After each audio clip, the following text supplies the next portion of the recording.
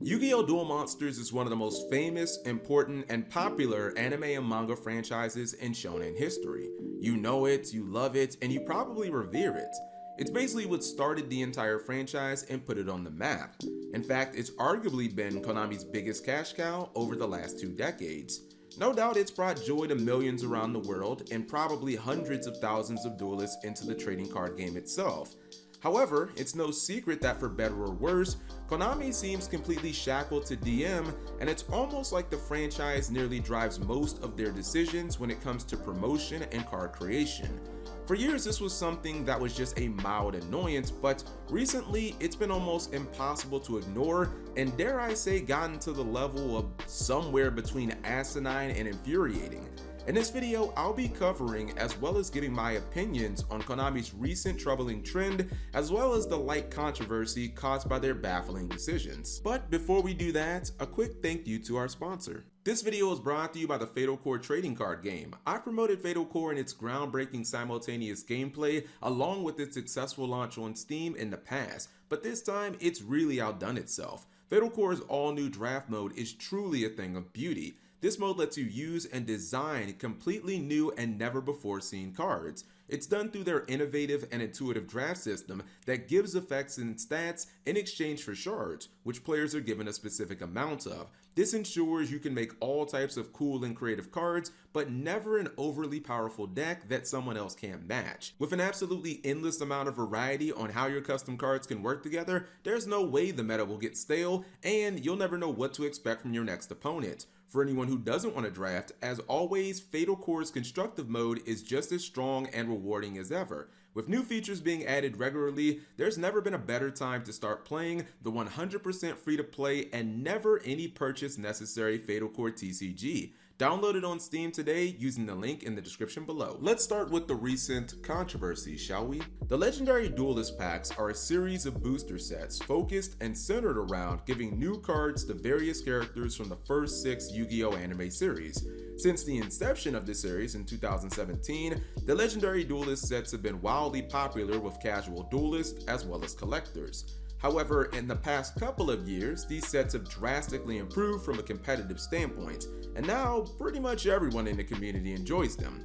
Despite a clear and obvious trend of only putting Duel Monsters characters on the cover of the booster sets, for the last 4 years in a row I might add, there really wasn't much complaining, especially because the most recent iteration, Legendary Duelist Synchro Storm, was the first in the series to have a character not from Yu-Gi-Oh! Duel Monsters grace the cover of the pack.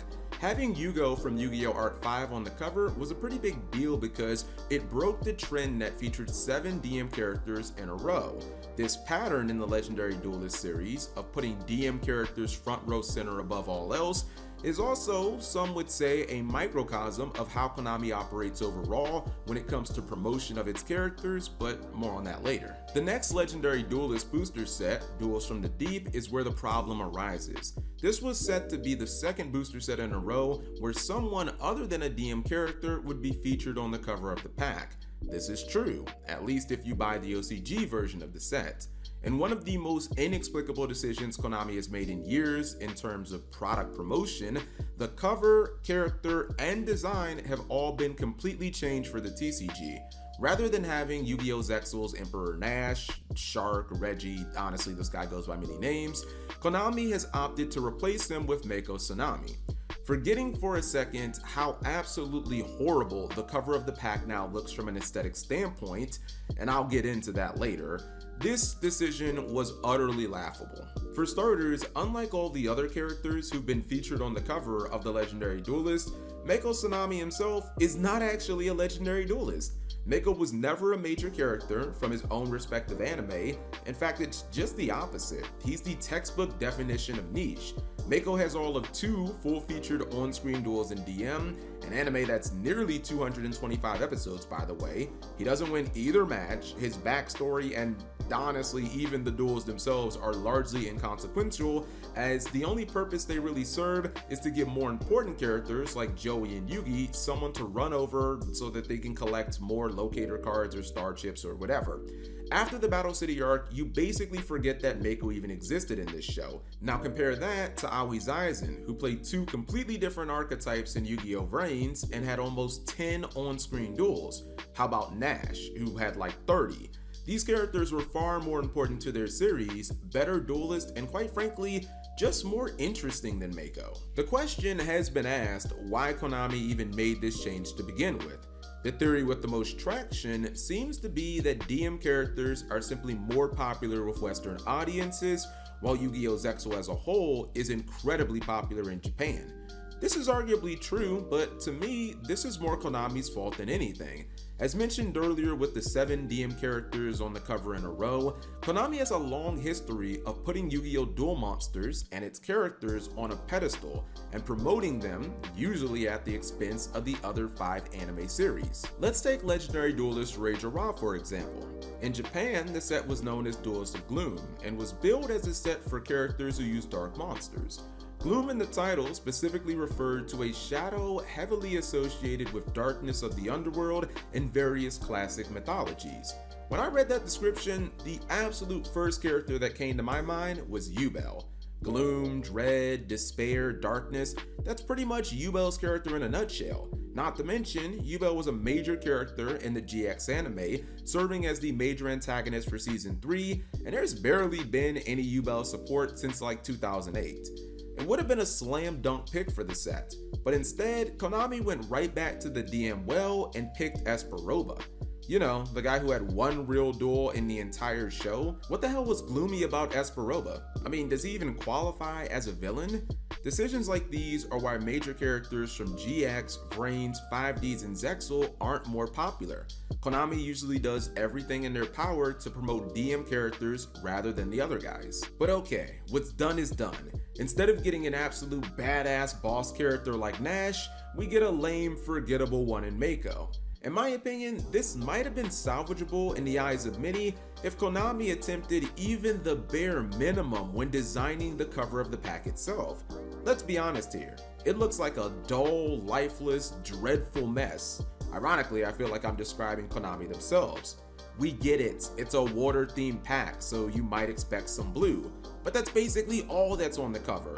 Blue, blue, and more blue. How exciting, how expressive, how colorful. Said no one ever who's seen this pack. Compare this to the OCG version, which showcases Nash's powerful red cape, which is accented by his stunning gold armor. How about the noticeable bright blue aura surrounding him, or the incredibly bright pink from his new boss monster? It looks leagues more appealing, and like the designers actually gave a damn when designing it. Heck, the Mako art itself isn't even new. They just copy and pasted it straight from Yu-Gi-Oh! Duel Links. In fact, Google Mako Duel Links. It's literally the first image that will come up. Now at this point, you probably think that I and others like me who were disturbed by Konami's decision might be making a mountain out of a molehill. Some other YouTubers have even downplayed this. But quite frankly, I have standards and I don't just buy and accept anything this company craps out. Ask yourself, is this really an isolated incident? Battle of Chaos is the next core booster set in the TCG. And for this set, Konami chose Yu-Gi for the overall theme. I actually don't have a problem with this. Despite the fact that Yu-Gi already had a pack in the 7s era with Rise of the Duelist, it does at least follow the pattern they established for the first 6 core booster sets.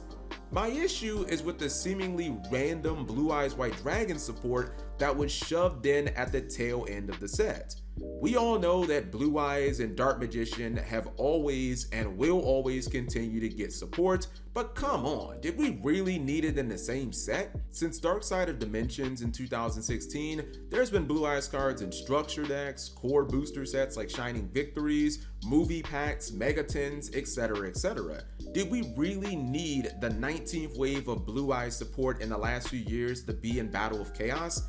These slots could have easily gone to dozens of archetypes that haven't received support in some time, or Konami could have started with unreleased anime archetypes, like Rara's oddly named CCCs, or Blood Shepherd's drones from Yu-Gi-Oh! Reigns. How about Bonaparte's army deck from Yu-Gi-Oh! GX? I would have taken literally any of these over more Blue Eyes cards, which, by the way, I'm pretty sure were only included in this set as fan service to be shown off during the Battle of Chaos livestream. To wrap this up, I'm not saying that Yu-Gi-Oh! Duel Monsters is bad, or that it isn't the most popular of all the anime series. Heck, I love the DM anime. It's what got me into the game in the first place. But Konami has 5 other series, and 4 of them are pretty damn good. Side note, try to guess which of the anime series I didn't like that much.